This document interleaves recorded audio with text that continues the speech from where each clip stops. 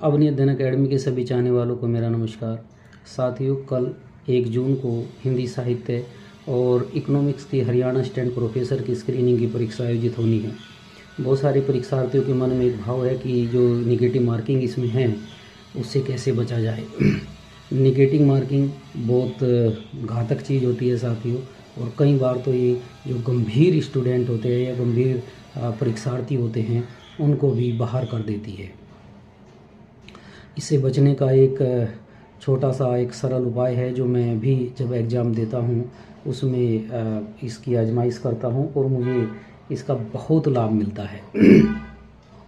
आप अपनी परीक्षा को 3 चरणों में हल कर सकते हैं। जैसे कि पहले चरण में वही क्वेश्चन किए जाए जो आपको बिल्कुल एग्जैक्ट आते हैं, पक्के आते हैं। जैसे कि हरियाणा असिस्टेंट प्रोफेसर में 100 क्वेश्चन आएंगे, तो पहले चरण में आपको 40 क्वेश्चन आप कर सकते हैं, 50 क्वेश्चन कर सकते हैं।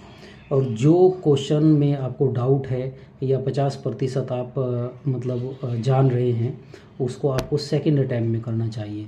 तो जैसे कि आपने पहले अटैम्प्ट में 40 या 50 क्वेश्चन कर लिए, तो उसके बाद जब आपका सेकंड अटैम्प्ट होगा तो उसमें 20 से 25 क्वेश्चन ऐसे होंगे जो पहली बार में आपके समझ नहीं आए होंगे और दूसरी बार में आप उनको हल कर सकते हैं। तो अगर आपने 25 क्वेश्चन सेकंड अटैम्प्ट में हल किए तो उसमें से 15 के आसपास आपके सही हो जाएंगे, और अगर आपके 7-8 गलत भी होते हैं तो फिर भी आपके 12-13 बच जाएंगे। ठीक है। फिर इसके बाद तीसरे अटैम्प्ट में आप उन क्वेश्चनों को हल कर सकते हैं जो कठिन हैं, जिनको आपने केवल पढ़ा है और चारों विकल्पों में कन्फ्यूजन है। तो उनमें भी एलिमिनेटेड मेथड से आप उनको 7-8-10 क्वेश्चनों को हल कर सकते हैं।